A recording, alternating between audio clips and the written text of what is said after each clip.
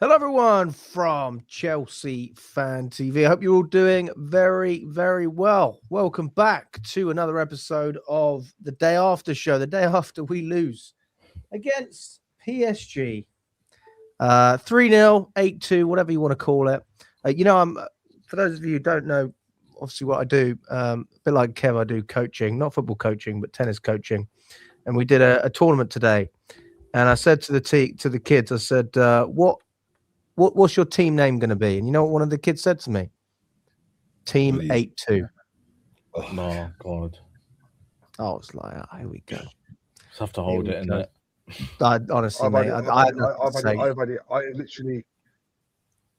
it all afternoon. You know that I work in Stoke and I work in Port Vale, fans' parents, and they're all literally like this.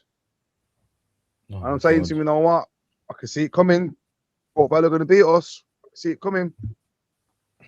Nah, we were not cool, man. I don't think that will happen. No way. Port Vale aren't beating us. Oh no, anything can happen with this team. This team can surprise in so many ways, man. I'm not. I wouldn't post anything past the team. I'm not getting straight into it. We're bad, but I don't think we're that bad, honestly. Honestly. Well, anyway, big up to everyone. Really appreciate everyone's time. I know it's late as well, so we're going to make this a worthwhile episode. Big up to Dharmesh. Good to have you on, mate. Big up, man. You got a lot of free time at the moment. Am I right in saying that? Yes, bro. Yeah, the only positive apart from watching Chelsea hurt my eyes is this gardening leave, man. I'm loving it, man. It's good. So how long have you got?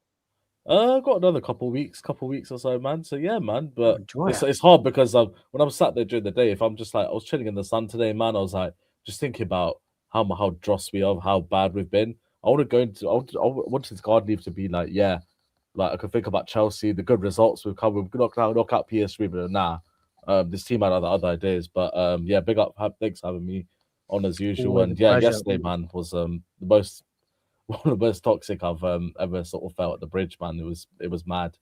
I'm sure we'll get into it later on, though. Oh, we will. Kofi, do you prefer to be called Kofi or KC? What do you prefer? Whichever one you prefer. I mean, we can. What do most people call you? So my friends call me KC. So I mean, but Kofi, I mean, it's fine to be fair. So let's go with KC. Is easier to spell. It's shorter, even though Kofi's still very good. I'll go with KC. Hey man, I mean, I saw you yesterday. We had a good chat after the game. Like we did a segment. So many people were there. There was like 10 people, and I was like, guys, I need to go. And I think I spoke to you and another bloke after, and we stayed for like another 10 minutes. And I was, I was very empathetic of a lot of the things you were saying. I thought you were talking a lot of sense, and I think a lot of fans. If you haven't seen the fan cam that Casey did, then check it out because he said a lot of truths in there that I think will appeal to Chelsea fans at the moment. But yeah, good to have you on. It's your first time on the channel as well, mate. But you've been around for a little while. You've been doing some stuff with Kashi as well, and you've been doing some fan cams.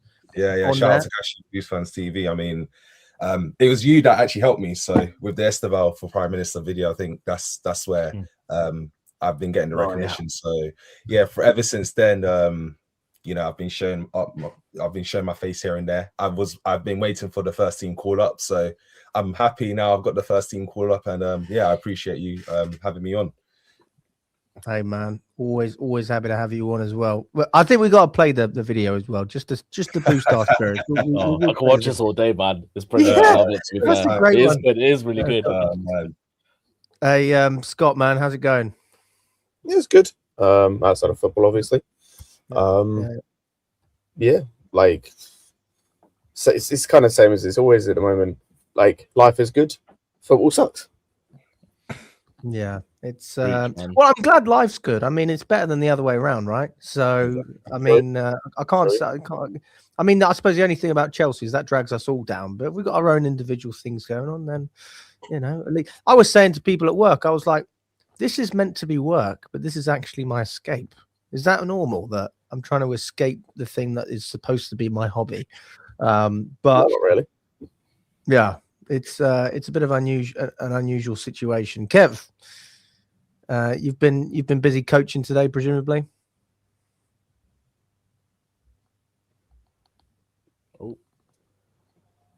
Bit of lag. Kev does. I'm lagging, lads. I'm lagging.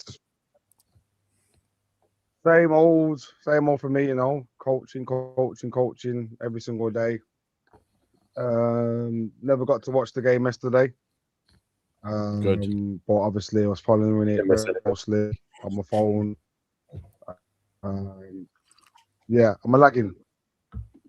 Just keep going, Kev. Keep going. Yeah. So I was following it very close on my phone. So from the start of the game,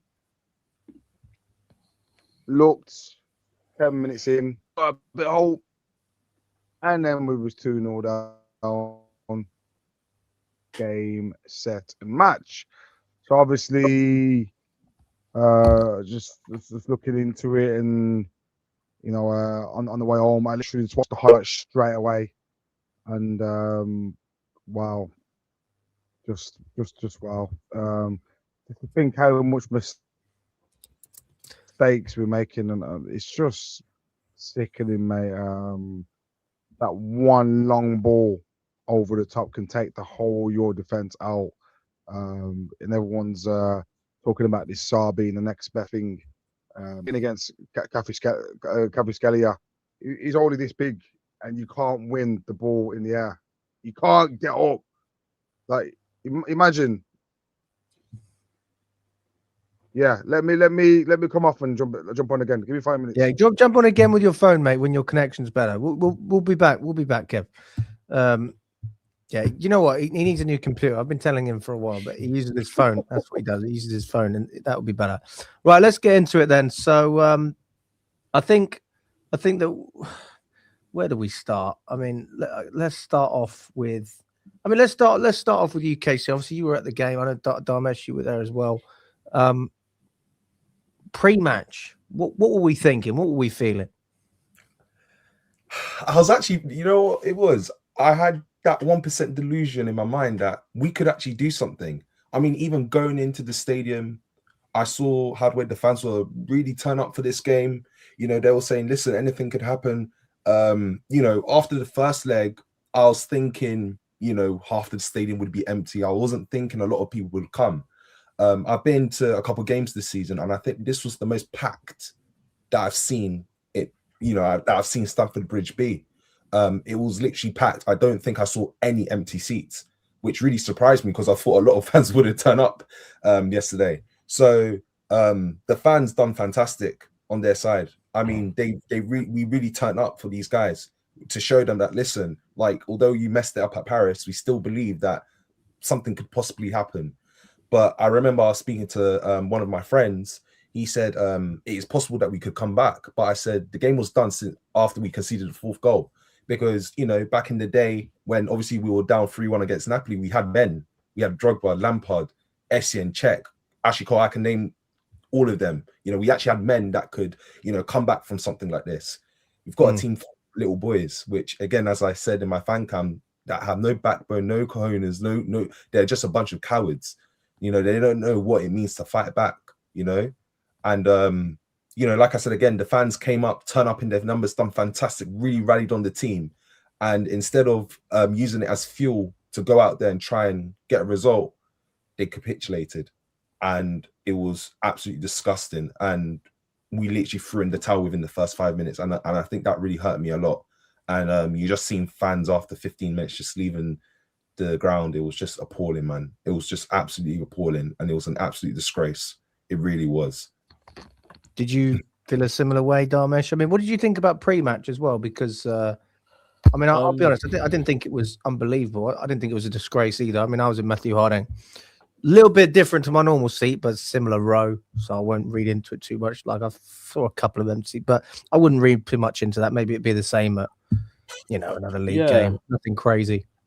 Yeah, before the game, I just knew that we were going out anyway. But the main thing for me is putting the performance at least. Like, at least we know that we're going out, but putting 110% or 100%, put in a performance where you can you can tell the players, like, show me something, like, show me why you deserve to play for the football club, and show me why you should be starting, or show Ricina why you should be in the starting 11, for example. Because some of the players that we had on the pitch are or sometimes not first team starters as well, obviously due to circumstances, injury or whatever. But yeah, I just wanted a big performance, but we couldn't even get that, to be fair. And yeah, like the atmosphere was good, to be fair.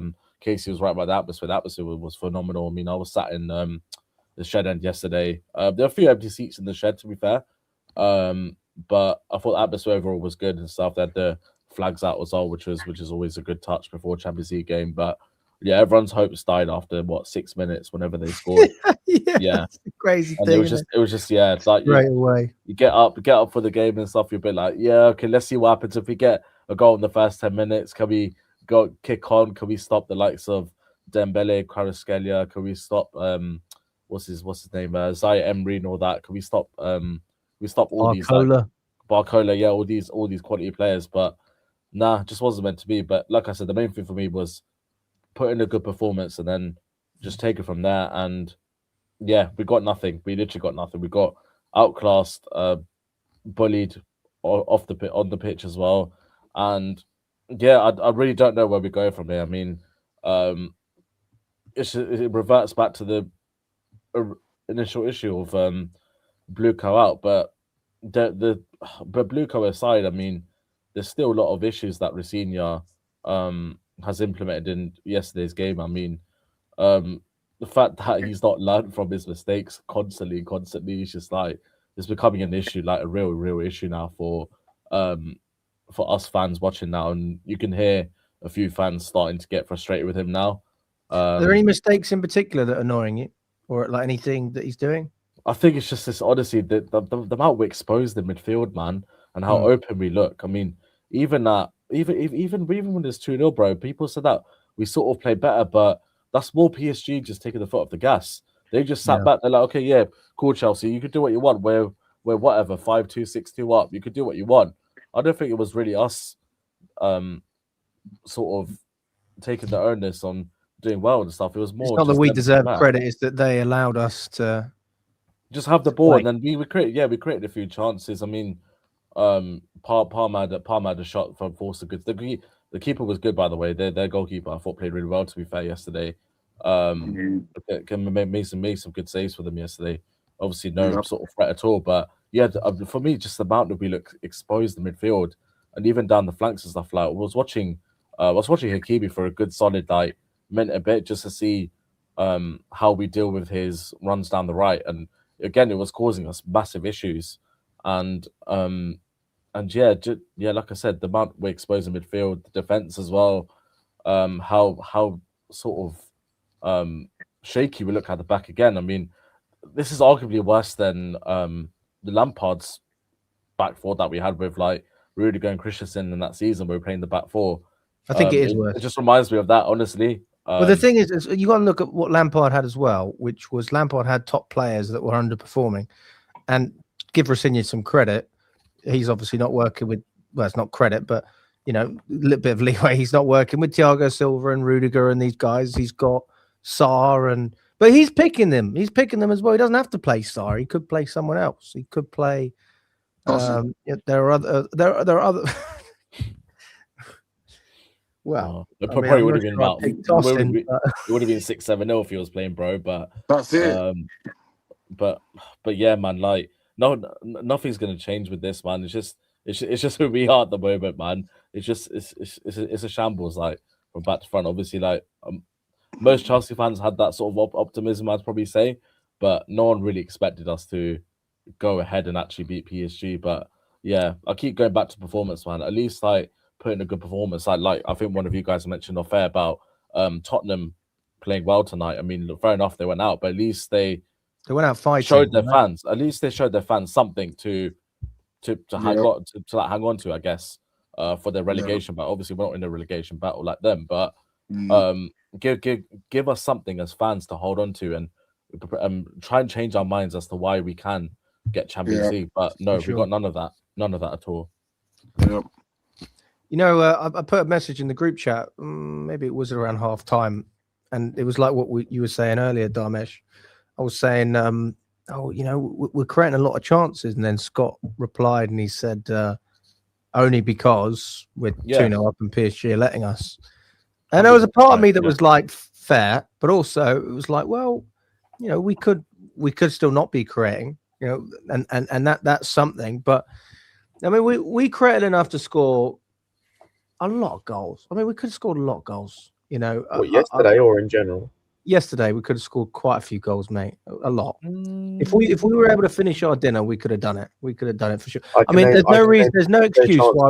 I'm not talking about the goals we conceded either. I'm not talking about that. I'm not saying we win. I'm just saying we capitalize more on our chances, and I think we messed up a lot of chances. Apart from the Delap chance and the Palmer chance, I can't remember any other chances we had. Really. I'm not speaking about clear-cut opportunities, but I'm speaking about we had a high number of opportunities where that's the right word, Kev. We had openings. We had a lot of openings there, and I think that well, you saw PSG, they had half a chance and they took it, like the Barcola goal. They got more quality than us. That's why. That's fair enough. Mate. And that's one of the issues then, isn't it? It's the quality in the side. But I was looking at it and my friend was going like, my God, and I was like, well, at least it's entertaining. But that was the only positive are we still I could talking find. about quality in the side when we spent double the amount of than what PSG has spent in? We're still talking about quality. How are we still at this point where we're talking about lack of quality and someone that can put the ball in the back of the net? I'm just baffled that question mark is still over this club quality when PSG has spent half as much as us, and look what they've got, and look at the clinical finishing we've seen last night. Yeah, and you see in PSG last night that they played to smash us, mate. They didn't give a shit. That Club World Cup defeat is obviously really, really put something over the top of them to say, you know what, let's kill Chelsea. And when you see when you see the lap, when you had that clear opportunity. You know, and he just hits it straight at the keeper. You see Garnacho when he's down the left, not on his favourite foot, but hits it straight at the keeper. There's nothing at all which is just made from both ends of the pitch that there's quality anywhere. But this is nearly this is like a £2 billion squad that we're talking about here. So how the hell are we talking about quality? You're talking about a team that can't even defend a pump up the pitch. And you're talking about that's their smallest player on the pitch. That's bust. Everyone's hyping up this defender as the next best thing, and he can't win a header, bruv. And he gets out-strengthed by a player. He's not known for his strength. He's probably known more for his dribbling, and he's gone and done that here, bro. So we're talking about quality. I don't know what to say, bro. The team stinks, bro. From top to bottom. Look at Andre Santos last night. Let's talk about his performance, bro. How shocking was he last night? Every single one of them was hiding, bro. Not one of them wanted to step up and take the game and say, you know what, let's fight to the end. But can you be more specific? Because this is where, like, I had this conversation with Father and Charlie and Nina, and my opinion is that we did fucking fight, and this is what worries me the most. Fight where? This is what worries me. Not fight. This is what worries me. This is what worries me is that the players tried, and we still don't have enough. Even with that effort, bro, I came back and watched the last 20 minutes. PSG was passing the ball so slowly. We was just chasing shadows, bro. It happened in the first half. That is not fight, bro. So Kev, hang on a sec.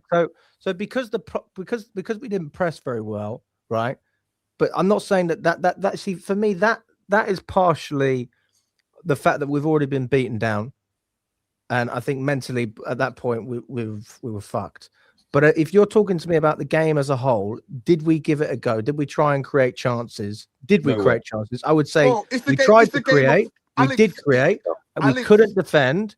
And the quality paid off for PSG. If we had a little bit of quality, it's a game of football. 2 goals at least. It's a game of football in the Champions League latter stages. The minimum required is for you to turn up and play football. When it comes to fight, you need to win your headers. That's not fighting, but I'm with you on that, Kev. I'm with you on that. You're not winning your header. That's not fight. That is not fight, So bro. you're talking about winning 50-50s, winning duels. No duels won. Players hiding. Players sulking on the pitch. Look at Cole Palmer. You telling me that he fighting last night, bro? No way. Wow. Putting This in is what I'm tackles trying to as get to, well. bro. Bro, I didn't even But watch to be the fair, full game, Palmer's bro. been disappointing in recent weeks. Like I've been disappointed. There with was Palmer. no fight, bro. Look at your own captain. Your own captain last night, Enzo Fernandez, bro. Yeah. Look at his body language. Look at his sulking half time. You telling me that guy was fighting last night? And then after the game, he comes out and says, I think World yeah. Cup, I may not want to be here. And you telling me that guy was fighting last night, bro? I'd probably relate to Mickey's comment here. I think the second goal killed the spirit. That's no probably fight. a better way of describing it. I think the spirit was killed after the first goal. I literally saw 100%. heads dropping after the first 5 minutes. And even the thing I'd say is, even if you want to say there was fight between the first and second goal, that was 9 minutes across a 90-minute match. Cool. We fought for 9 minutes. I don't care. Like, we didn't lay a glove on PSG. We didn't lay a glove on PSG, and they didn't get out of second gear outside the first 15 minutes. What was most embarrassing was in the first half, I think around the 20th minute, he started playing rondos with us. And we bro. I remember us in the crowd were saying, "Way." I was watching. It got to a point where we were screaming PSG to shoot. We were begging PSG to score more goals because quite clearly it showed that these guys, they didn't want to play no more. I literally told the guy next to me, who was standing next to me, I would have respected them more if they had forfeited the game right then and then on the spot than carry on playing. Because at least you have some dignity to say, you know what, you've beaten us. I don't want you to beat us no more. But the fact that you still tried to play through it, but you didn't player, put up a fight, not even try to get a goal. It's like, nah, man, that they show no fight, no fight. None of them. Not one of them players last night turned up and fighted for Chelsea, fighted for the fans. You know, they could have come away last night with a draw. But 3-0 to make it 8-2, and then to make it even worse, he got Fofana, who's on the bench, walking over to Dembele, covering his mouth, laughing, walking off. Goes to show about this club, how stinking it is, how shit it is, the attitude of these players, the manager giving out fucking notes after 86 minutes. What the hell? Bro, fight, bro. There's no fight in this club. There's nothing in this club, bro. It is completely buried, bro. And his comments afterwards as well. Even talk like when you, and I just don't get it, Alex. If you think that was a team fighting last night, bro, I don't know what to say, bro. Okay, I'm gonna rephrase. That last 20 minutes of that game, bro, for me was like you said. That guy who said he should have threw in the towel, bro. It was a bit like the 9th round of the game, and the guy's just been punched in. He's got 2 black eyes and he's nearly dying, bro. There was literally chasing shadows, bro. It was just clueless, bro. I don't get there was no fight in that team at all, bro. None okay, whatsoever. Let me rephrase. I don't. Yeah. You know what? You're right. You're right. The fight wasn't there. I would rephrase. I'd say there was an effort, not a fight. There was an effort. And the effort was bollocks. It was poor. But if I'm totally honest with you, boys, I don't see that changing. And that's May, kind of the killer now. Is that man said May? Yeah. When we're desperate to get Champions League football, like last season, where we're like, let's lock in. But yeah, Darmesh, I'm sorry to inform you, my friend. This is not changing. What about this club has made you think that anything's changing, brother? We got Champions League and signed Joe Fantastic and signed fucking Garnacho and Gittins and Delap. I'm only thinking in the minds of like Blueco. They're like, oh, we need to get Champions League football, and all that. But obviously the manager. So what's going to happen? They sack Rosenior after 4 months. Great. Hire an interim for like a month till the end of the season, and then what? We get to the summer and it's the same shit. Like nothing is changing. I'm gonna be so real. Nothing will change for this at this football club. No way. I don't even want Champions League football at this rate. Exactly. You and me both. Why do you say that? I don't want the club. Look, I know that they're fucking us, but I don't want to get fucked even more. You know, whatever happens, I want us to be at the highest level in a good, healthy position. World champions badge World champions fucking tagged all over the stadium. We don't deserve that. We don't deserve Champions League, bro. I said this time last year. If we've got this squad next time, yeah, we are going to get humiliated in the Champions League, bro. 8-2, bro. And I We are the new Arsenal. 8-2, bro. Yep. 8-2 against a PSG team that didn't even get that second gear over 2 legs, bro. That's how shit this club is, bro. We don't deserve to be playing at the high level. We don't deserve to have the tag as world champions, bro. This club is in the dirt, bro. It's embarrassing. Every single little thing about this club at the moment is embarrassing, bro. From the team huddles, to the manager, to the board, to the players, to the signings, to the fucking fans, some of the fans, everything, bro. It stinks, bro. So we don't deserve it, bro. Honestly. All right. Yeah. And getting into Champions Don't League deserve will it. still allow Blueco to still stay around. Because it Yeah, will just give, so give them the money that they need. so when you say allow them to stay around, we're all on the same page, obviously. I appreciate that. But we know that they need to sell within 10 years, right? That officially, all right, within 10 years. And they need the club to go up in valuation in order to sell the club for a profit and pay off their debt, right? So how is it in our best interest to fuck Chelsea when these guys under no circumstances will lose money for their investors without taking us even further down with them? Let me tell you why, Alex. Let me tell you why, and I'll explain this. No, it's not why. It's how. I'd rather them lose out. I'd rather us drop to the championship. Honestly, drop to the championship and watch them suffer, bro. I honestly would. I would not. Why are we putting money in their pockets, bro? I'd rather see the club suffer than let them fucking people that have ruined this club. Do you think they care about us? That's only because you want Stoke and Port Vale away. Dropping to the championship would be disastrous. Alex, would genuinely be disastrous. Do they care about us? Absolutely not. Fans? Do they fuck? So why are we caring about them? I'd rather see them suffer and lose out than them profit from us and looks like they're doing something for us when really all they're bothered about is how much money they're milking from the club, bro. Realistically, bro.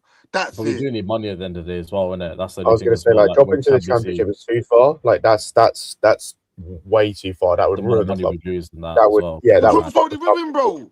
The club's already ruined. That would fuck the club to an unrepairable. The club's already fucked. The club's already ruined, bro. There's nothing. It's not, how worse can we get? That would fuck the club how much worse can we get, bro?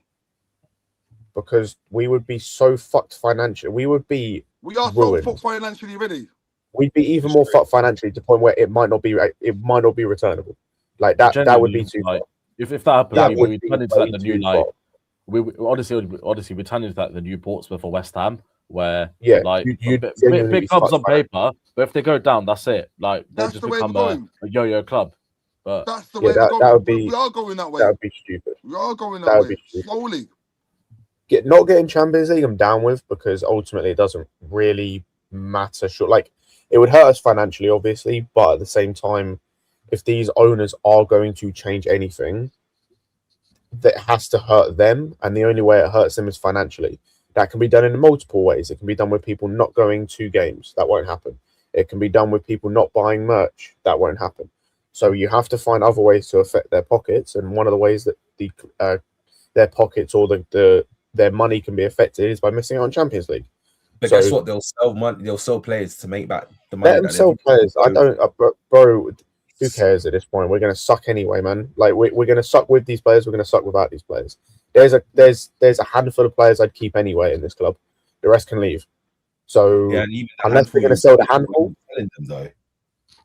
100%. But like, unless the ones they're gonna sell, theoretically speaking, are going to be your fringe players, right? Like, they're going to default to their normal. Chalobah will leave, cool.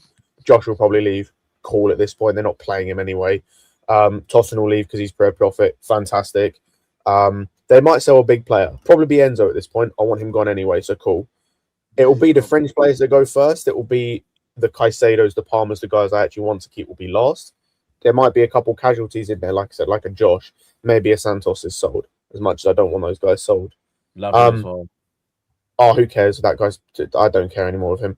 But yeah, like I think not getting Champions League, as much as it is going to hurt the club in the short term, may help the club in the long term with these owners. Because if we get Champions League, the cycle will continue.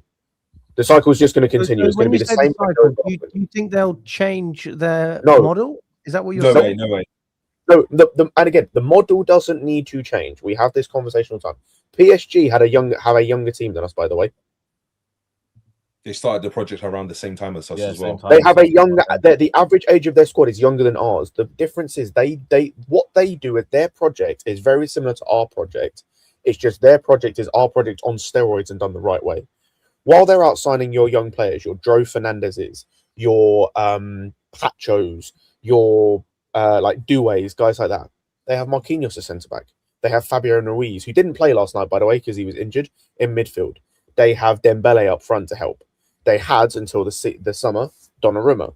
They have Hakimi. They have quality and like quality experience dotted around to help the guys, you know? So even though Marquinhos is not the best centre-back, he's played at the top level with, you know, guys at Roma, the likes of Alisson and things like that. I think he played with Alisson. Actually, I think it was before that. He's played with Thiago Silva. He's played with, you know, Donnarumma and Buffon and Navas and all these other guys. So he understands the level. So even if as a like quality he's waning, you know, he's a bit washed. Just everything's there. He can help a Pacho next to him who's 20, just coming from the Bundesliga, or 21, whatever he was. Same with Fabian Ruiz with Vitinha, who went a year not playing at Wolves to then bossing it for PSG because he's playing next to a Fabian Ruiz who's won league titles for Napoli and has played alongside, you know, good players, quality players. What we're doing, experience as well. 100%. What we are doing is we are signing young players to play next to other young players, and the guys that are meant to lead them are Trevor Chalobah, Tosin, guys like Enzo who can't control their temperament, guys like Neto in attack, Robert Sanchez in goal. For as good as he's been, it's still Robert Sanchez. Like, this is what we're giving to lead these young players. And then to top it all off, because the thing I'd argue as well with PSG, for all of their top players, go and look at their bench yesterday. Sini Mayulu, no one's going to tell me they heard of him 2 years ago. Joe Fernandez, no one's going to tell me they know who that guy is. Ibrahim Mbaye, no one's going to tell me they know who he is until this year. These are not guys that you can say are the cream of the crop when it comes to young talent, but guess what? They have a manager who understands how to nurture them and give them quality game time next to quality players in the right spots and the right moments. Not when you're 5-2 down against one of the best teams in the world. And, you know, you need someone to slot in either at centre-back or right-back. So you decide to play a guy in his Champions League debut who's never played a right-back before to play at right-back against arguably the best left wing in the world. And it goes wrong immediately because it's exactly like Delap at right wing against Arsenal. It's never going to work. It's never going to work. So why have you done it? You've left him out there to dry and you sub him off after 45 minutes. So well done, you've killed his confidence. We cut this guy's loan short. And if anyone doesn't understand, I'm talking about Mamadou Sarr. We cut this guy's loan short in January when he was having a very good loan as the vice captain at Strasbourg. We've cut his loan short to play all of about 3 games and killed any confidence he has. And that's because of the manager. That's all on the manager, by the way, because he asked for this guy and hasn't played him. So that's the difference as well. So as much as I want to tear these owners down, and they are ultimately the reason for Rafinha, he has to get cooked unbelievably. Oh, yes, 100%. For the bullshit that he has done to this club. Because as much as I know, when he gets sacked, because it's a when, it's not an if, it's a when. When he gets sacked, we're going to get someone in just as bad. I don't care. I can't see or hear him anymore. I can't listen to his bullshit comments. I can't see the bullshit voodoo and huddles and stuff we have to do. I can't watch his tactics anymore. No, it's not good. Yeah, I mean, I couldn't agree more. Honestly, Rafinha, he's a politician. Chats a lot of shit. Can't follow through. I mean, some of the comments he made after the game, I mean, I couldn't believe some of the things I was hearing. Stuff like, oh, I thank the fans because the fans saw that the players put in the fight. And you're trying to give me, and you're trying to also tell me, oh, the players haven't had rest. Like, this guy is the English version of Amarin. He's not got the reputation. Amarin at least had a reputation. No, that's what I mean. I don't mean in terms of like managing ability. I just mean in terms of like delusion and how the way he's just trying to gaslight every single little situation and just trying to make an excuse under the sun of why we didn't win the game, why we've played poor, you know, in terms of like just gaslighting and just chatting absolute shit. He's literally Amarin, and I was someone that told United fans Amarin he's just, I think he's mentally insane. I think Rossini is also mentally insane, and I think he needs to get checked out in a mental ward, because some of the things he's been coming out with and some of the excuses that he's been saying, it's an absolute disgrace. You're talking about, oh, we haven't had rest. I believe PSG didn't have rest either. I believe PSG have been playing just as many games as we have, but they still, you know, came out and they destroyed us, played us off the park, you know. It's just excuses, bro. That's it. It's just a bunch of, that's what I'm saying. It's just a bunch of excuses. Just admit that you can't do the job. Just admit. Well, he's never going to admit that, is he? Of course he's not. I know that, but it's just better you just admit it, because you're just making yourself look bad. Like, people are literally saying he's worse than Potter. And I didn't. And no one thought. He is worse than Potter. That's the thing. And the difference is, Potter, at least he deserved the call up because he was doing well at Brighton. He goes to Strasbourg. Yeah, he does all right. You know, finishes 7th. Yeah, this season, to be fair, they were top of the Conference League, whatnot. Cool, but you didn't get the credentials. Potter came in the wrong time as well. When you remember, we was having a massive transition of players coming out, players going in. So you got to, in all fairness, Potter came in, and I always in the wrong time. Potter never got given a proper chance. I think Potter never got given a real chance. I think Rossini, he's actually been given a real chance to prove himself. Stable squad. Exactly. He's enabled the stable squad. Exactly. Which you never see from Resca. Was just come off. You know, wasn't far off. We wasn't. Remember, we was only 4th place when he took over. I'm sure he was 4th place. Yeah, exactly. We weren't that far. Exactly. Yeah. And he took it back. He took this backwards. Exactly. Everything has gone. Everything was regressed under his coaching. The defense is far more open. The attack, we're not. João Pedro is probably the only good thing I can say, which has come off the back of. It's probably our best player yesterday. Literally. Yeah, he was actually one of our better players as well. Exactly. I'd say he was the only. Alex talked about Filey. João Pedro was the only player who gave any sort of fight. The only one. Pedro, fair play to him. Absolute scraps, and he was just. I felt bad for him. He was dying. He was dying, bro. He was dying because there was no support. My guy was having to drop into midfield to pick the ball up. Yeah. The one chance he does get is the one that Robert Sanchez smashes over to Pacho.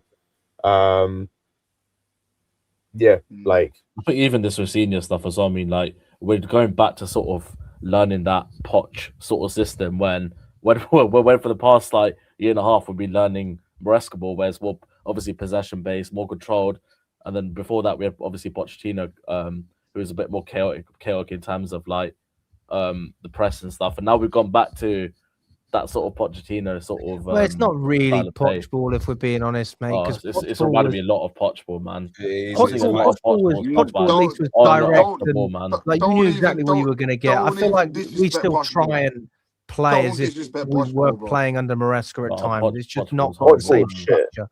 No, this defensive.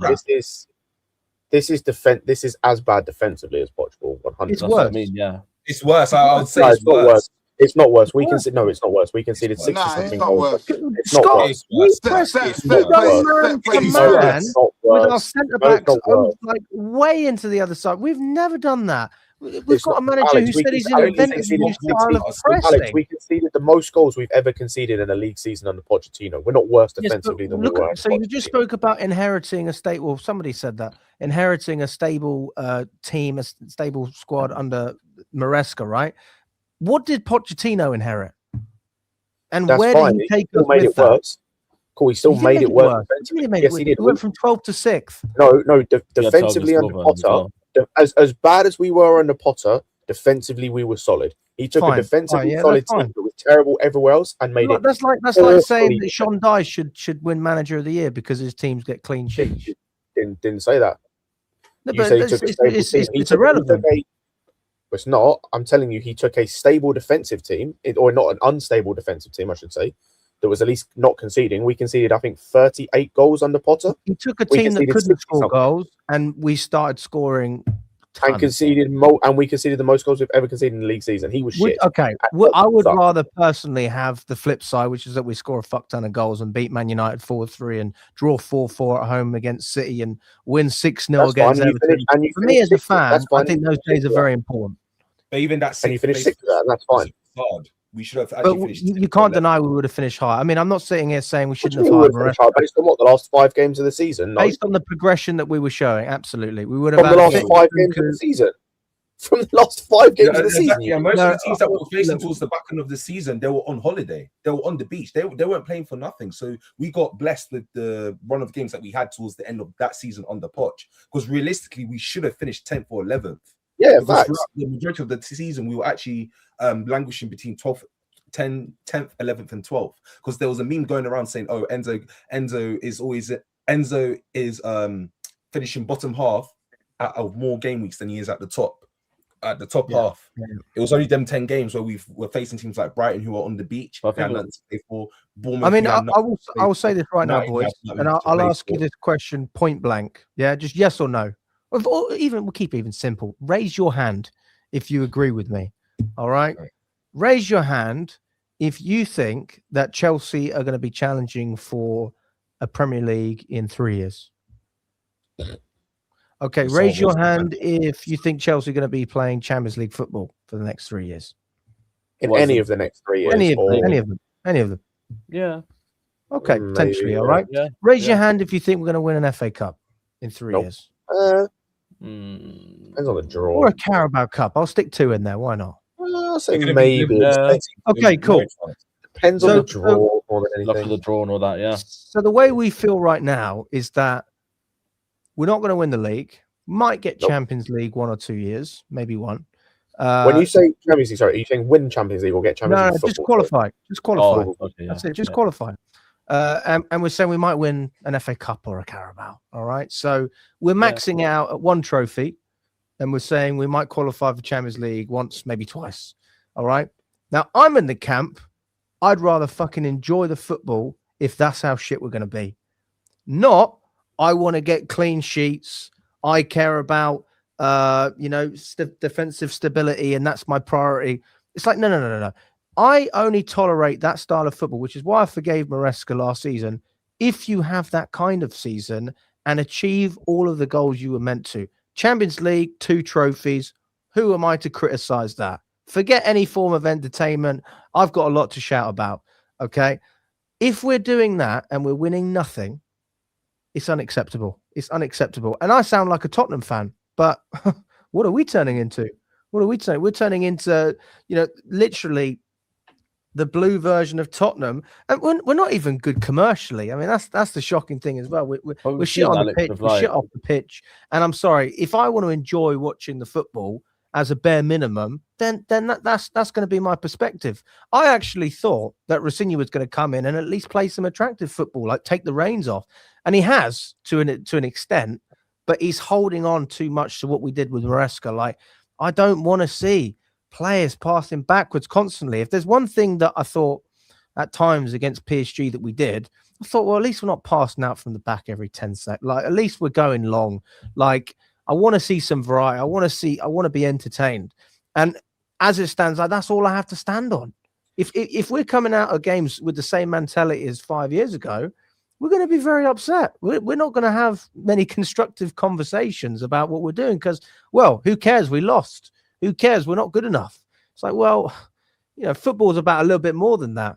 I mean, that's just my opinion. But every successful successful team, like regardless of whether it's Arsenal, Man City, you go back to any sort of Premier League sort of winning team or team that looks stable, they always have a solid defense to base that off, or like a solid goalkeeper, which kind of we don't have. So that success is not going to come from anywhere, bro. And like partially why we did sort of had a good season last year was because our defense did relatively well in terms of what was in front of us for the competency level. Like we had above competency level defenders, and yeah, obviously that delivered us the trophy. And then Club World Cup, like defensively we were okay, I guess, and set up okay. For most of it, there were some games it was a bit questionable, but we got through it. But every every sort of successful team has to be stemmed from a good defense, bro, and a good base and a good foundation, which you could go to any Premier League team, regardless of ours or whoever's, or even like a solid team. Like we both know Arsene Wenger about his sort of era of getting top 4 every year, but at least he had sort of like a stable defense for all those years where he qualified for the Champions League. No. Listen. Of course, defense is important. My opinion is that if this is what we're going to cap ourselves with as a club, with the hierarchy, then it's probably good that we sacked Maresca, because that football was boring. I mean, we can't deny it. And I'd rather get a coach that can still get us top 4, still achieve those things. It was better, and play better football. And Rossini's not the man. Absolutely not the man. Maresca's football was better than this. 100%. I agree. What we had was a clear identity, and we had confidence going into big games, and we don't have that now. We have uncertainty. We don't understand. We don't even know who our goalkeeper is. Who's our goalkeeper? Do you know what's annoying as well is like what Domash was saying? I think is facts, because I saw Matisse talking about this on his review. I think after the Newcastle game, after the PSG game. You look at the 2 Champions League wins we've had. The first one in 2012 that no one expected us to win, it was just came out of nowhere. That was built off the back of that defense that we had: Ivanovic, Terry, Cahill, and Luiz stepping in the what's it called in the final. You had Ashley Cole in there as well. You had Petr Cech. You know, the penalty saves he had, this, that, and the other. Yes, Drogba did his thing and like whatnot, but it came off the back of that defense. The 2021 one was even more so. We had that season. That's the best defensive record there's ever been in the Champions League. That's the least amount of goals ever been conceded by a team in Champions League history that season. As bad as our attack was, and it was terrible, somehow better than the one we've got now, but it was still terrible. Thiago Silva, Christensen, Rudiger, Azpilicueta, all of these guys, Mendy, best goalkeeper in the world at the time. You will never, ever win anything in football if you have a terrible defense. Look at Manchester City this season, with arguably the best striker. No, not arguably, with the best striker in the league, arguably top 3 in world football right now, and the best winger as well, arguably. Yeah, with the best winger in the league, comfortably, with quality attackers left, right, and centre. Their defense is so bad, even without midfielder as well. Yeah. They even as much as Guehi has added, they're still so bad defensively. They're not winning the league this season. Arsenal are winning the league with as terrible attack as they've had most of the season, because their defense is the best arguably in world football. You look at the defense. Liverpool's team as when well. you say the defense, Scott, are you talking about the players or the structure? Players. No, I'll be real. It's both, but my point is more on players at the moment. Well, actually, no, let's focus on the structure, because that's more manager. It is both. But you look at the fact of, we go back to the conversation, that's cool, like in terms of you want to be entertained, but we're not, that will never win us anything in terms of playing. But Scott, we're all in agreement that we're only going to win maybe a Carabao Cup or an FA Cup in 3 years, and we might get Champions League once or twice. There's 2 reasons for that. So if that's what we're going to achieve, then why would you not want to at least be entertained? Because 2 things. Number one, because what we've seen from Poch and Rossinho is not entertaining anyway, so I don't care either way. Seriously entertaining. No, it's not entertaining. No, it's not entertaining. Watch those draws. Don't tell me you weren't entertained, man. No, it was not entertaining. I wanted to punch him every week. It was not entertaining. Yeah, you were entertained. You were stimulated, Scott. Alex, I was not entertained. You were stimulated. Even if it was anger, it's still a form of entertainment. Being entertained is a positive feeling. I was not entertained. I was furious watching that football. The other thing is, at least with Maresca, having a defensive structure means you have a chance to punch above your weight at times. You have a chance. The other part of it, though, and this comes back to the conversation that we've touched on all the time, is you need quality. We have bought 4 centre-backs, I think it is, under this ownership group. Benoit Badi, because I don't count Fofana, by the way, that was under Bowley. That's not this ownership group. That's not Clearlake with this model. Benoit Badiashile, Axel Disasi, Mamadou Sarr, and Aaron Anselmino, 2 of which currently don't play. 5 centre-backs, 2 of which don't currently play for the club. 1 of which just joined the club in terms of actually playing for us in January, and 2 of which we're actively looking to try and move on because they're not good enough. That is the sum total of our defensive reinforcement at centre back. I think we've spent about, I think I looked at it the other day or a month ago. So I think 130 million we've spent on centre backs in totality since these guys have joined the club.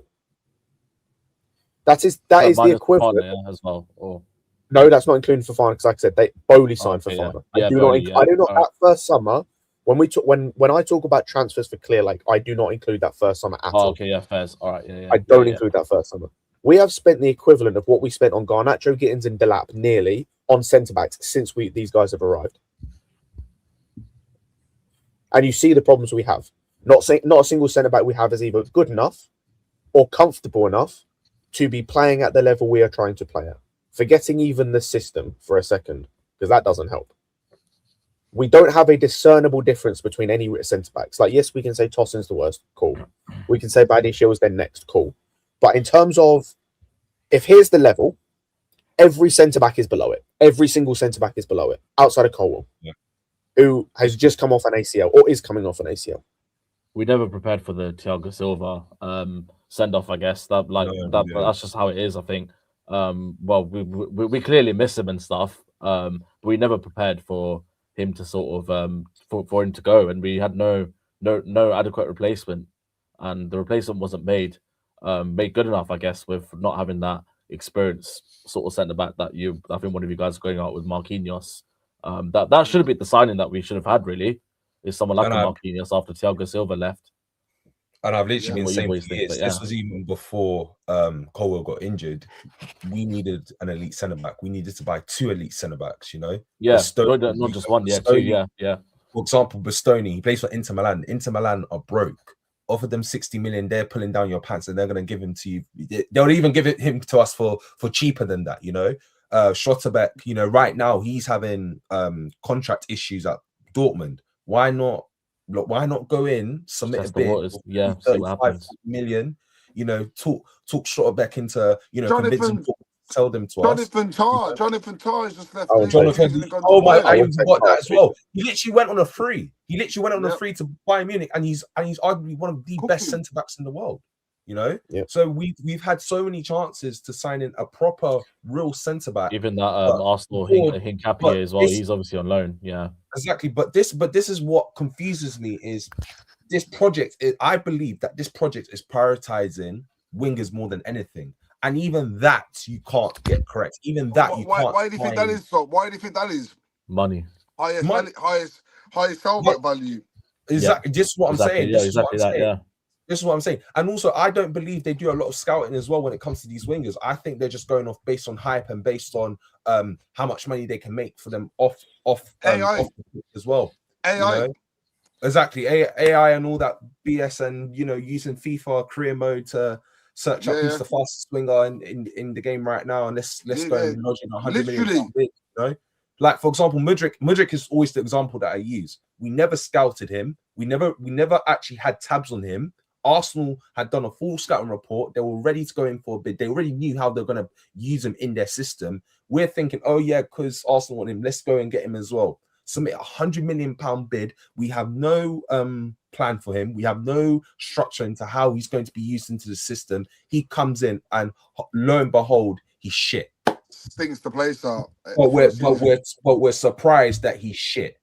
Well, how can we be surprised if we haven't planned on the signings that we have in the manager? Yeah. Exactly. With players that we're signing, how is it that they've turned shit? It's not just because they're shit players.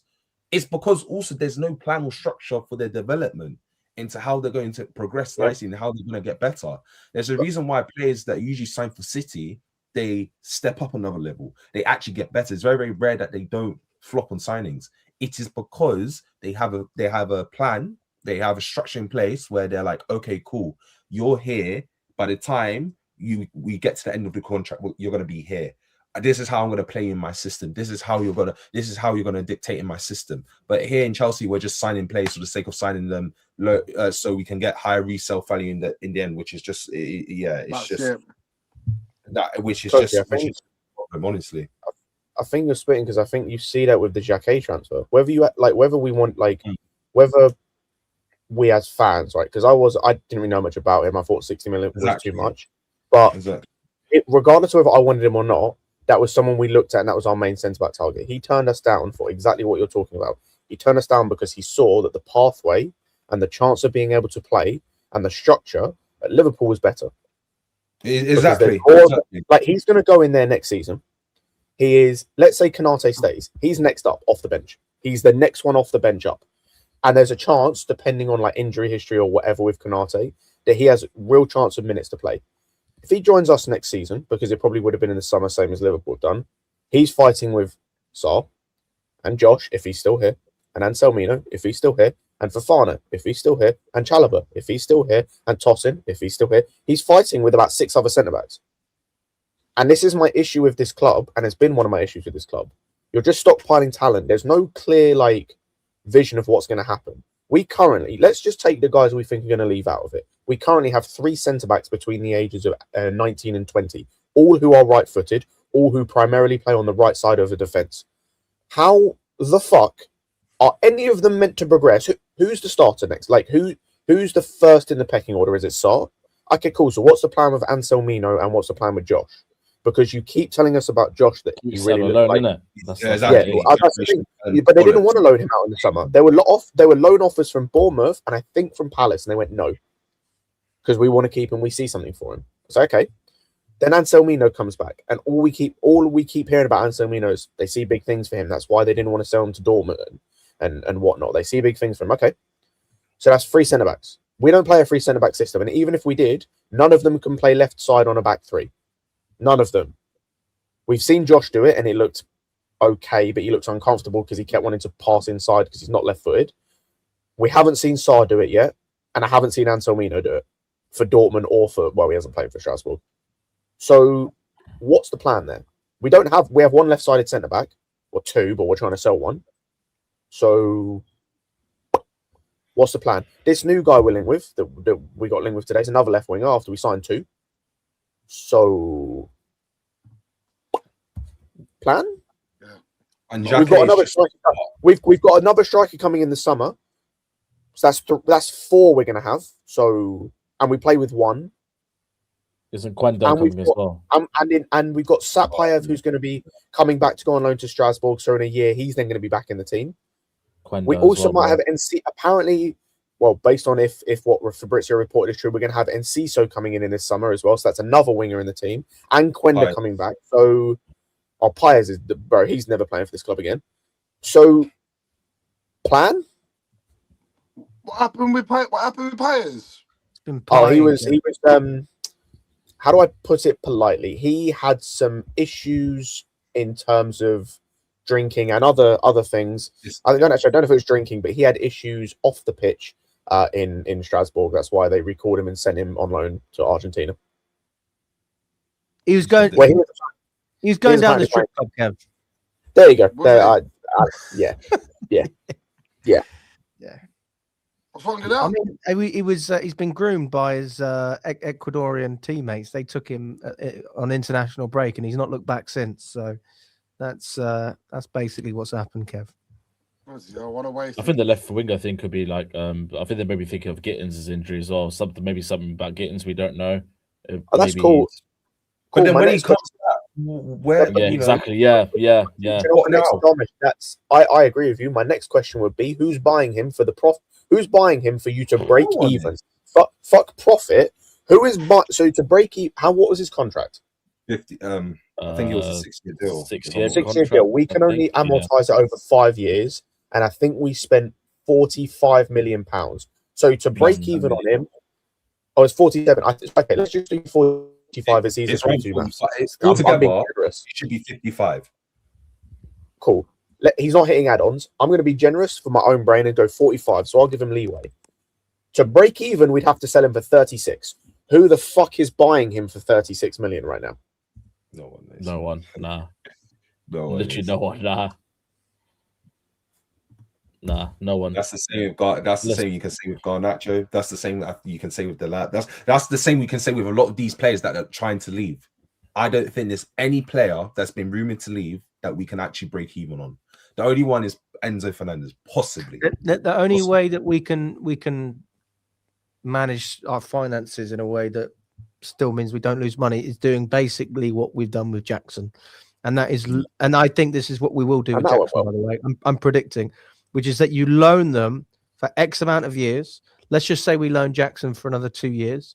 What do we get? 12 million off of Bayern. Let's just break it down and say that we get roughly 20 million over 3 years. Okay. And instead of selling him for 70 like we wanted to, we might be able to sell him for 45 or 50 or 40, whatever it is. And that is how you get your money back. And I think that it's an ugly way. It's not a nice way, but it's the only way that you can guarantee a return on investment. Alex, do you know what the most ironic thing about that is? This isn't going to mean anything to anyone. This is more for me personally. Do you know what the most ironic thing about what you said is? Because I don't disagree. That is the single biggest thing I hated that we did under Roman. The single biggest thing I hated that we did under Roman when it came to transfers was you had guys like Barkley and Batshuayi and Drinkwater and Bakayoko, who we would renew for a year or two and loan them out for a year to somehow try and make some minimal profit on them. I'll never forget this transfer. We had an offer from Leeds. I think it was reported we were going to get an offer from Leeds for 10 mil for Batshuayi. We decided to reject it because we wanted 15, and we then loaned him to, I think it was Besiktas at the time, for like a minimal loan fee. Was it 2018? It might have been, yeah, because we wanted an extra 5 mil from Leeds because they were offering 10 and we wanted 15. Just sell him. Who gives a shit? It was Batshuayi back in maybe 2018 or whenever it was. That was the single biggest thing I hated. And these owners with their, we need to be better than the previous owners are going down the same route. Because I agree with you. Because I think that's the only way you can do. You either loan them to a club, and I'll be honest, it might not even work because their loan record has been piss poor. Or they're going to have to send them to Strasbourg and rehabilitate them there. By the way, I would love Batshuayi now. Mate, that's an impact sub right there. He was a great impact sub. Bro. Honestly. Terrible footballer, but he could score a goal off the bench. Yeah. Won us the league, West Brom away. Yeah, mate, one thing to say about the guy is he could finish. He had a fucking great strike. Hey boys, I've got a question for you. So let's go through this super chat from Chelsea FC 7145. Big up to you, my friend. Sorry to keep you waiting as well. Even just the passive stuff against Clearlake, for example, fuck off Clearlake, Chelsea during the liquidator. Our team is looking defeated. Action is needed. So what he's referring to is basically chance against the ownership, even if it's passive. Doesn't have to be. We don't care about Clearlake. They don't care about it. Doesn't even have to be like that, although that would obviously help. But even just the small things, which, by the way, actually, I think is pretty easy and could catch on quite quickly. Because I spoke with Matt Dav about this, and Matt's not a fan of the whole "we hate Tottenham" thing and I agree with him. I never do it. Unless we have to play Tottenham, then yeah. This is what I'm saying. Why Tottenham out of all clubs? I can understand Arsenal because they're. I say it makes sense when we play Tottenham. It's more whenever you play any other. The only time I've done it is when we're against Tottenham. Yeah, but do you think that would catch on? So fuck off, Clearlake, Chelsea. No way, because yesterday I tried to start some anti-Clearlake chants. No one was joining in. No one was trying to join in. Need the away crowd, mate. The away crowd will get pumping at the Hill Dickinson, mate. There'll be plenty going on there. Yeah, no one's joining in. And Matthew Harden. So if no one's willing to join in, whilst I was trying to start some chants and other people as well, I don't think this is going to catch on. It's not going to catch on as well. And the reason being is because it's a bunch of tourists. Most of them are tourists, so I don't think they'll catch on. Even when we do the whole, we hate Tottenham, it's not like a lot of people really do it. So I don't think it will be effective. I mean, we should do it, but it ain't gonna work. I think the walkout's the best idea. I think that's the most realistic and the best. I agree. I was going to say that passive stuff ain't gonna work. It's never gonna work. Because number one, because the way you get at these guys, like I said, there's a few ways you can get at these guys. Number one is hitting their wallets. That would require things that no one in this country, forget Chelsea for a second, that this country is going to do realistically, at least for top teams. For teams lower down in the Championship or lower down the Prem, maybe you'd have to have not buying tickets, not turn up to game. That I think is unrealistic to ask because of the price of tickets and in the current state of England with the cost of living and everything. to pay 50, 60 quid for a game and not go, I think is just dumb. Like, it's just stupid. Like, you're just wasting money. Yeah. Number 2 is you have to not turn up at the start. It has to be visibly empty, and you have to come in 20 minutes before the game. Again, people don't want to do that. You have to mass walk out, whatever. Yeah, you have to make it so there are eyes on it, you know? The media has to pick it up. So that's why the passive stuff ain't going to work. Because we do the chants already. You know, when I've been to the few games I've been to, the anti-clear late chants happen. What's come of it? Nothing. This is why you need to protest properly, but we don't want to. So nothing's going to come of it. I'll be honest, like, if you want to affect stuff in games, do what, you know, I think Charlton have done it before, Sheffield Wednesday, other clubs. Throw shit on the pitch. Not actual shit, but like, whether it's, I don't know, tennis balls, literally, whether it's tennis balls that say fuck off Clear Lake. Like, yeah. Whether it's Reading, we threw tennis balls on the pitch at Reading. That was very effective. You know, actually, in Reading, they also had what do you call the big banners that, you know, the stuff they have in New York? What do you call that? Like the big signs? I forget the name. Like they use it to promote adverts and things like that. Billboards. In Reading, mate, we had a big billboard that was saying "Die young, get out of our club." Like, out as you came out of Reading train station, like it got to a stage where every week Alex, there that's was what I'm saying, because the stuff, like, especially with the balls or whatever, because I think for Charlton they threw like the foam piggy bank thing, like pigs, for like piggy banks and whatnot.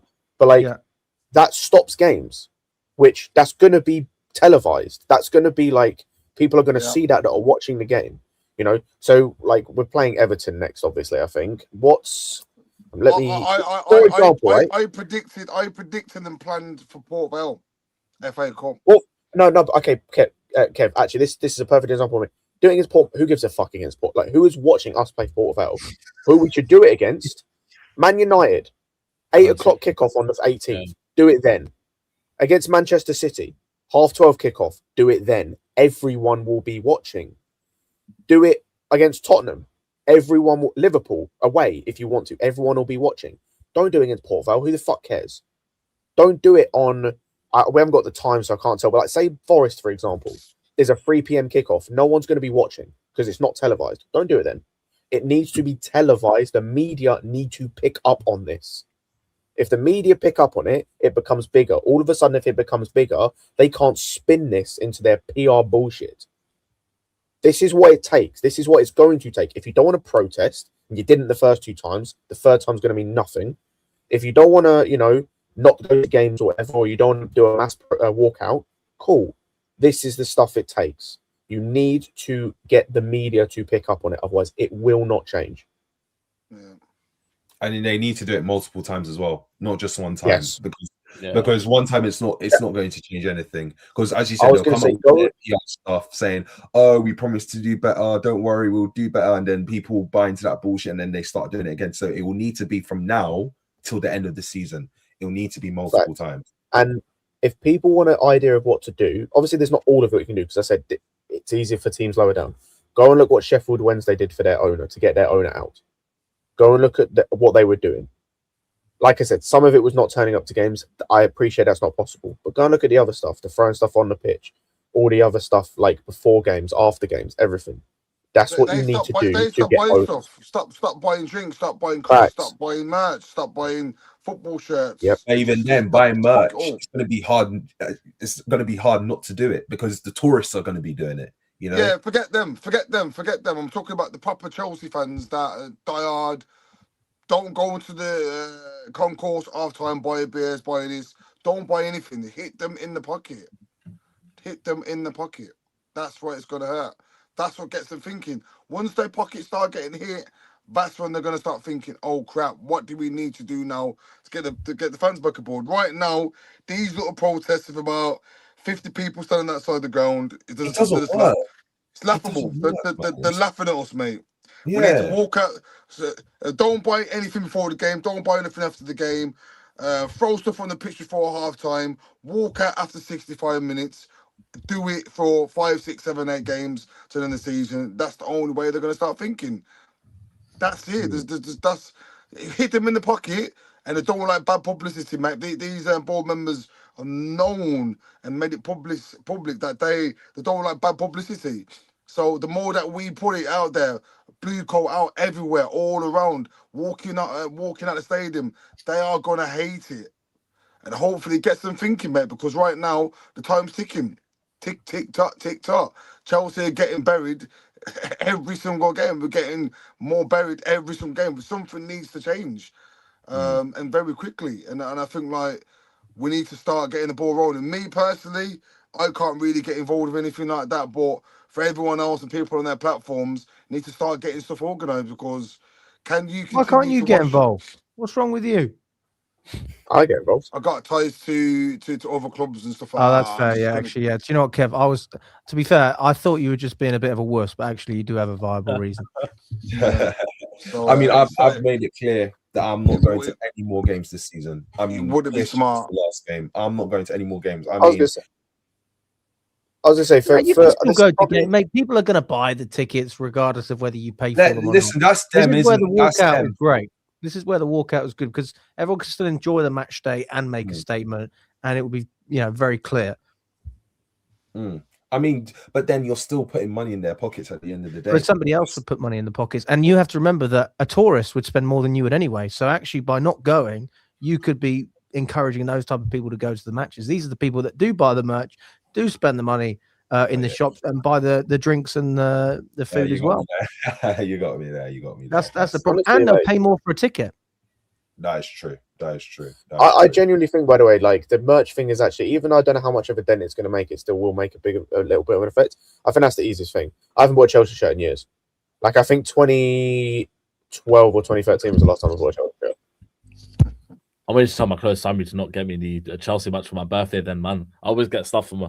Every time I ever get Chelsea matches for my birthday, just man, get some fake. I'm buying other shirts, bro. I've got a bunch of other football kits. I'm not buying Chelsea shirt. I'm doing it. But just buy a fake one, Scott. Or that, Nick. Do that. Yeah, you can buy it. Go on okjersey.com. You know it is. I don't know, guys. I don't know. I mean, I do think that actually, you remember the last protest we had? There was mixed messaging. They came out and said we're going to organise a protest with a clear message. So, cheers, guys. Well, that would have been maybe a bit more helpful the first time round. The protest hasn't worked, bro. Kev, one protest did work. One protest did. The first one was successful. It hasn't proved anything. How was it successful? It was successful because it got lots of news coverage, and it had a. What has it changed anything with the mindset of the board and what they're doing? No. But Kev, 10 protests doesn't change the mindset. That's why you have to keep doing it. Look, it needs to be consistent. Bro, look at how bad it looks, bro. When it's 65th minute into the game, and I have never seen them bridge. And I am 37 years old. I have never seen that bridge so empty in my life. I seen Fata taking it. He said it in the chat. Everyone walking out the ground. They was there last night, bro. Imagine how they're thinking. This is what we need to do now. It needs to go in the ground now. The protest is not working. Put stuff on the pitch. Stop buying stuff. Look, this is where they get the majority of the money. I went to the Arsenal-Chelsea game, bro. I bought 2 packs of crisps and a beer, come up to nearly £20, bro. That's where they're getting money from us, bro. They're getting a lot of money from us doing that. Stop buying stuff. Don't buy anything. Don't buy beer. Don't buy snacks. Don't buy refreshments before or after the game.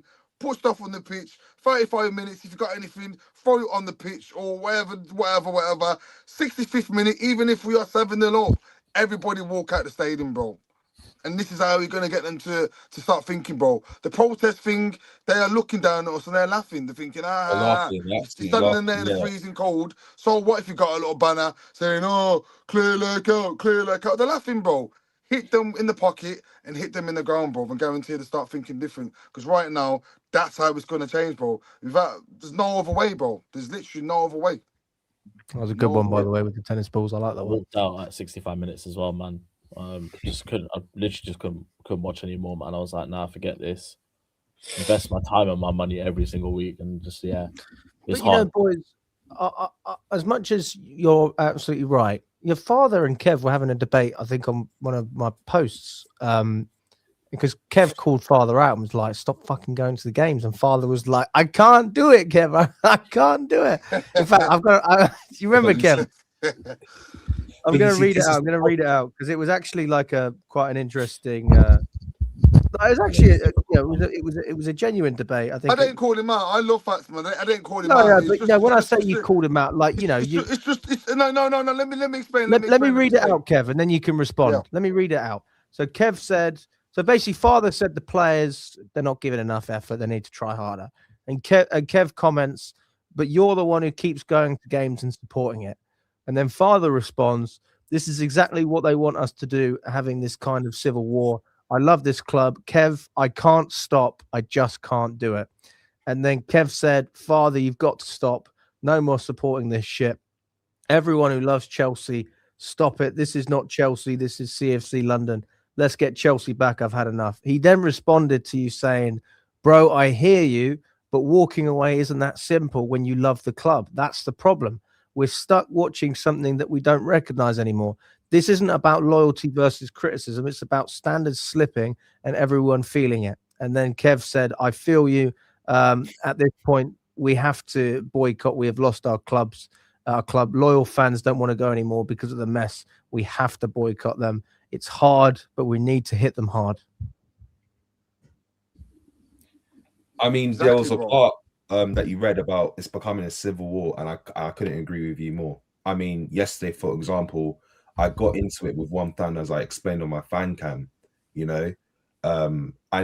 you know, when you are pushing for standards to still be maintained, you're accused of being spoiled and you're accused of being arrogant, and you're getting two completely different, sides of the fan base. You're getting one side saying, "No, we need to keep up with the standards. This is unacceptable," and you're getting another side of the fan base saying that, "Oh, tough times happen. Stop being spoiled. We have to just go through this right now." So this is what Kool-Aid has done. Literally troublemakers. It's not about tough times, bro. It's about exactly. This is Chelsea Football Club. Even before a Roman Abramovich era, I have not witnessed this club be this embarrassing, bro. And people keep saying to me, "Oh, you're entitled and this and that." Under Ken Bates, I've seen defenders that could win a fucking header. I've seen defensive structure. I've seen passion. This is what Chelsea Football Club was built on. This is what Chelsea Club was. This club is nowhere near. That's what we were like in the 90s as well, Kev. We were a very competitive side. I'm seeing players walk off the pitch. You've just lost 8-2. I'm seeing players walk off the pitch, talking to the opposite fan players like, yeah, catch you later, bro.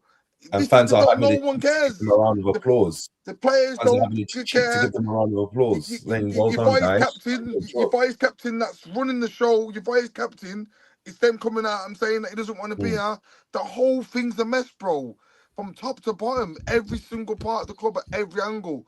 So when I said about boycotting it, I just want people to get serious.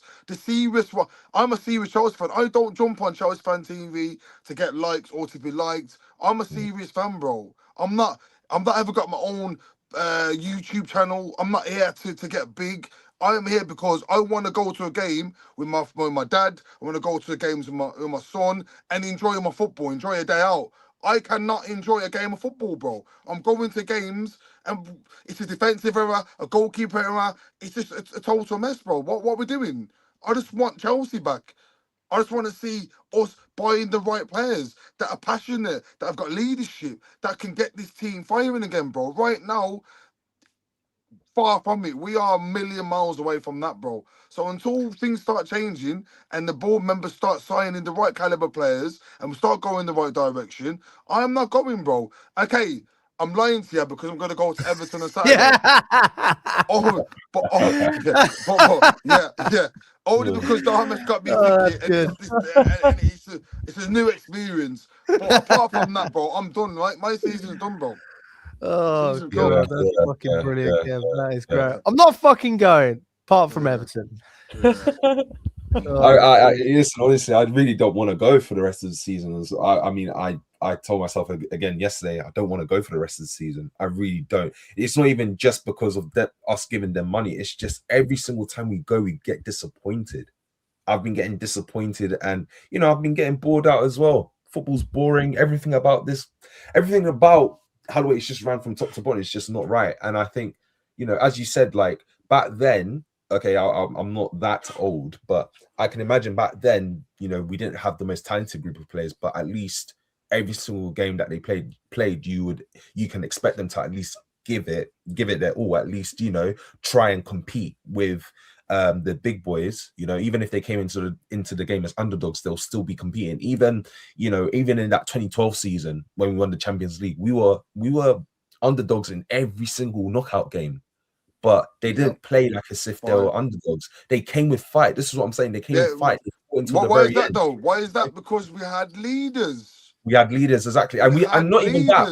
And it's not even that. We actually had men that actually gave a toss. We actually had players that gave a toss. You don't need a leader to tell you how important a Champions League game is. You don't need a leader to tell you how important a knockout game is. You don't need someone telling you that. That should be found within yourself to realize and understand the importance, so you can go out there and perform. We had, as you said, yes, we had leaders. We had, we literally, there was a point of time where I think the starting 11, they were captains for their own national teams. But with this current group of players, yes, we haven't got leaders. They haven't got no backbone. They haven't got no heart to them for them to realize and understand that if we lose this game yesterday, like we did, season's basically done. And it's, again, the fact that you go out there and you perform the way that you performed, it's unacceptable. So I think it's not even just a leadership issue. I just think it's a player issue. I think it's a mentality issue within the players themselves, because none of them care. None of them. It all starts from the top. It creeps down. Pardon? It all starts from the top. That's what creeps down. I know it starts from the top. I understand and I get that, but like, for example, the Club World Cup final last year, Clear Lake was still running the shit show, but the players at least found it within themselves to understand and realize, like, we could create some history here. Let's go out and play. And they went out as well. And I think also, I also think in part of this sometimes for recruitment, I don't think it helps having unserious players in the squad. Like when you have unserious players and players who are like either trying stupid bullshit in games, or players that like quite clearly don't care, or like just play like they don't care, like that doesn't help. And I can't, like, you can say that comes from the owners, and 100% it does, but it's like Kofi said, like, we've seen the Glazers be in charge of Man United for years, and they have still had players that have had a mentality and had a certain level of maturity and had a level of the Glazers tried to sign the best in class and retain the best in class. I mean, I've read a book. They never did. No, they didn't. No, they did. They did. When Wayne Rooney was going to leave to go to Chelsea, they personally spoke with him and negotiated his new contract and got him to sign a new deal. They personally did that. The Glazers. Cool. That was under Sir Alex Ferguson, when also like Sir Alex Ferguson was telling him like what to do and had about as much say as any manager outside of Pep. Absolutely. So they were contacted. Since he left, they've done bullshit. Since he left, they've been on bullshit. Okay, let me rephrase. They have tried to sign the best in class in terms of the management. It hasn't gone well. They've signed big players. It hasn't gone well, right? For whatever reason. I mean, it does all stem from the fact that it's a, generally speaking, quite a toxic club. I think Man United is probably the hardest club in world football to manage, if I'm being totally honest with you. Like they signed Amorim, who was at the time one of the most in-demand managers in world football, I would argue. They signed Mourinho, they signed Van Gaal. Like, these are legends of the game, and we're signing Rafinha. We had Potter. We signed Maresca. Say what you want about Maresca. I didn't know who the fuck that guy was. I didn't know who he was. The managers that they brought. So, I mean, when we talk about mentality, also Man United, they don't have that much to build. They already have a huge stadium. They're already the biggest. They were already the biggest club in England, one of the biggest clubs, whatever you want to call it. They already generate huge amounts of revenue. Like, if you look at the history of Man United as well, Man United have always had problems with owners. They've always had owners that only care about the financial side of things, generally speaking. Like, it's crazy. But we've gone from being in a very healthy position, and I can't tell you the last time we had an owner that we didn't like. And now we have loads of them. We have a whole consortium full of them. And you're looking at Bowley, maybe he'll give us more direction. But ultimately, we've never felt this way where we even had to question up above. And it's just a bit of a weird place to be in, to actually have these conversations and say, well, where's the solution going to be? Because, we lost 6-0 to City away at home. I remember some of the fan cams after that game. This is before I was involved in doing any of that stuff. And it's all about the football, all about the players, the manager. And now I got Kev saying we're finished. I got KC saying we boycott games. This is such a weird place to be in. In fact, just to follow up on that as well, Dharmesh, you recommended a thread which we should probably go through. So I'll briefly go through it, and then we can react to it as well. I'll let you react first, Dharmesh. So this is from Pies, obviously, if you know Pies. It says, Chelsea are behind Liam Rossigna and sympathise that he's come into a situation where the squad is said to be knackered and has not had an appropriate time to implement his ideas. Summer target lists are underway with all eventualities being considered, as Chelsea feel Champions League qualification will likely come down to the fine margins in May. There's no current suggestion that the model will be changed. Chelsea also feel that contract statutes with many current stars wanting more money is further proof that it would not be wise to chase signings that would be looking for a high base salary. The club want players to be together as a team and earn their money. There is not an appetite to create an entitled and unhealthy culture. The cost to risk ratio is high. Directors are working within the financial restrictions and the model put in place by Igbali. There may be an odd exception, but generally, this is what I'm told. The club are open to spending high transfer fees, but not salaries straight away. Sources say there is a small split within the squad already over Rossigna's tactical game plans. Some players feel his style of play is not in line with the moment of the season and that he's only making things more difficult, especially with the lack of recovery time between matches. Rossigna said after the 3-0 loss against PSG, there has to be a recognition that some players have played over 100 games in 18 months. And then another source replied saying, that makes no sense. He's playing them like a madman. Caicedo, Fernandez, and at least 2 other players have rejected one proposal for a salary increase recently, and Gusto is also looking for a pay rise. So that's where we are in terms of the situation. And anyone who wants Rossigna gone has not a very good message to hear. That's basically going, we think Champions League is going to go down to the wire, where Chelsea openly admitting to that, or at least the sources are. That means that they're not saying that Rossigna is going to get sacked if he doesn't get Champions League. So are we saying, regardless of where we finish, this manager is this head coach is still going to be in charge of the football club? That would be the worst thing, by the way. It's a lie. It's a lie. They're lying. He's getting sacked if they don't get Champions League football. Full stop. No, do you know what the worst bit is? I genuinely can see either way. I can picture a world in which he's sacked in the summer, and I can picture a world in which we go into next season with him in charge. I can picture both of those worlds. And the problem is I have no idea what is more likely. And I have no idea what happens. But I can genuinely see. I do think he gets sacked. Ultimately, I think part of this, I want him sacked in the summer, I should say.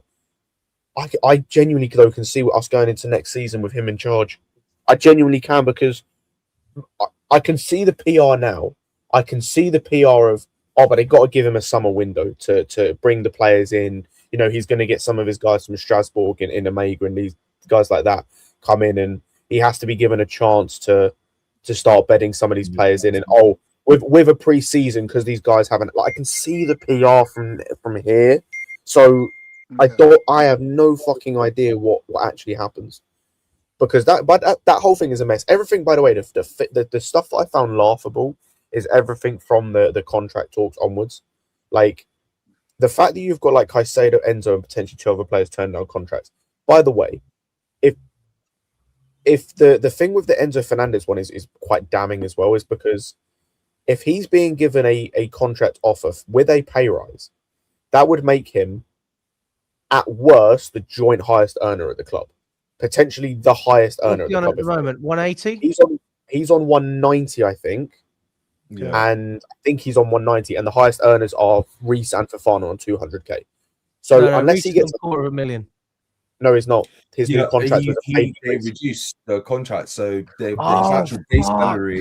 Yeah. So, So by the way, the side note, performance, yeah. Fofana is now the joint highest owner at the club. Wesley Fofana.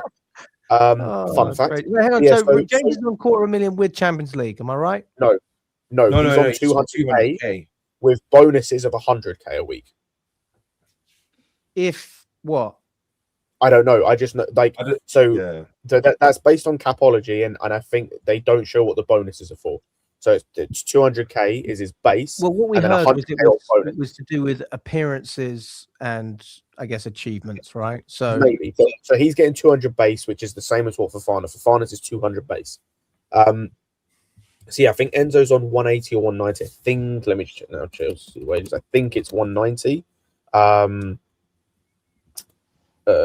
me have a little look. So he would then it was 180. So cool. So unless you're only going to raise it by like 10k a week, which would be a spit in the face, even as a guy who's not Enzo's biggest fan currently, I'd like to see him sold. A pay rise of 10k a week would be a spit in the face, considering like the output at the very least he's put over the last couple of seasons. So he would become our player as well, or joint. I think he is our second. Oh, he's like actually no, he might be third because obviously behind Chalobah. He's like third or fourth. He's got to be top 5 at least. Yeah. So you're talking about a guy like who he could potentially become either the joint highest earner or the outright highest earner in the squad, and he went no to the contract you were giving him. So it's either a terrible contract offer, which wouldn't surprise me, or he's so disillusioned by what's going on that he doesn't even want to be the highest paid player at the club. You've then got the fact of like the Gusto thing is interesting to me as well, because I think this is a problem that I don't know how they didn't foresee, but you've got to foresee this idea of like incentivized wages. I think he might be on less than that, to be honest. He's on around 40 to 45. Oh no, yeah, he's on 45. This is the problem you're going to have with guys like that, because incentivized wages and everything is really cool. It's a nice idea. But there's got to be a build-up of something, right? Gusto's in his second full season. He's about to go next season to his third full season with the club. And he's going to be on the same wage for all 3 seasons. This is his third season. You're right. It is his third full season. I forgot. This is his third full season. Oh, it's even worse. He's going to go into his fourth full season next season on the same wage.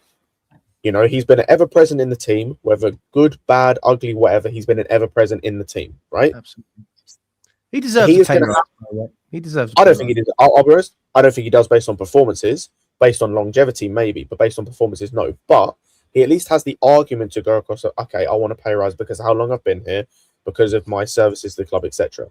So he's going to ask for a pay rise. Cool. Next thing you know, you're going to have Robert Sanchez asking for a pay rise. He's on 60k. Next thing you know, you're going to potentially have. Actually, I'm looking at who's below him, and it's not good. But you might have, I don't know, Levi Colwell might want a pay rise. He's on 100k. You might have even a Chalobah to a degree if he stays around. Liam Badishah might get sold. Liam Delap's on 100k. That's what made me pause. But you've got guys like a Tossin. If they give him a new contract, he's on 120. Is he going to take a pay cut? So this is the problem with your incentivized wages thing. Is you're going to get to a point of these guys being here for so long, like a Gusto or whatever. Like in a year or two's time, if Esteval's still here. He's currently on 60k. He's going to want a pay rise. So this is where your incentivized wages hits a bit of a ceiling, because you're eventually going to ask for a pay increase. You can't just stay here for 6-7 years on the same wage. That's dumb. Unless you're a Reece James on a 200 or a Wesley Fofana on a 200k. And even then, Pedro Neto's on 170, I think. Wow. He's on 160. 160. What do we make about what do we think of Shea? He said, "Never mind throwing tennis balls, throw Lego." That's why I laughed at the start. I'll do that. That's even better. The irony. Big up to you, Shea. I just hope Liam Rosenia can manage it all. Maybe he's going to tell us to respect the Lego. Game. Do team bonding. Yeah, maybe respect the Lego this time. They probably just got around it all and respect it all. I don't think we've ever seen a more meme-worthy manager in such a short space of time. Right, same old Potter. Like it's both of them are meme. Potter was the same old. Potter was just the clapping and the boys did everything. Potter became a meme, but it was for the. It was for the opposite. I preferred Potter, bro. I preferred Potter. Oh, 100%. Honestly. You see what it was with Potter? Potter was actually genuine. Like, I think from a personal, as a person, I think he was actually genuine. Like, the way that he spoke and the way he conducted himself, I agree, it wasn't forced. With Rafinha, it's so forced. It is so forced. It's like Iqbali has a. It's like Iqbali's holding him at gunpoint behind the camera, telling him to say what he says. Like, you know, like, for example, respecting the bullshit and Lego building and we've got the best team in the world and glazing every single player. Like, it's just ridiculous. Watch the way, go back a few years and watch how you see interviews from him, say 10 years ago when he was playing for Hull or Fulham. He didn't talk the way he talks now. He's changed his accent. He's changed the way he is. Those glasses, I bet he doesn't even wear glasses. You just put them on to make himself look intelligent. He's fake. Honestly. He's actually fake, bro. He's not a real, bro. He's fake, bro. That's what I'm saying. He's faking it. He's faking it. Like, and do you know what? Even if he's not faking, because I agree, I think some of it's false. Even if he's not faking it, it's just so like cringeworthy. It's like it's just too much. It comes across as performative. It's just performative. And I agree with you, like the Potter thing, he was memed and memeable for the opposite of like, it was because of how almost introverted he was, how reserved he was. Boring. He got memed because of that, because of the boring stuff. Rafinha's getting memed for the opposite of like, he's getting memed because of the ludicrous stuff he says and the things he does. Like he's getting memed for just the stupidest shit. I can't even believe, what was that about last night, boys? 86 minute Garnacho. I don't care about that. That happens regularly. Okay. What do you actually think you've written that note? Because I'm just trying to get to grips with all. What tactical information did you give your team? I think based on the fact that I think it's got given down. What are you giving your? What's on that note? So I think what the note was to do with the Chalobah thing, because I think Garnacho gave it to Tosin and I saw Tosin start to like tell people where to go. I think it was just that Josh went to centre back to cover Chalobah and then Caicedo went to right back.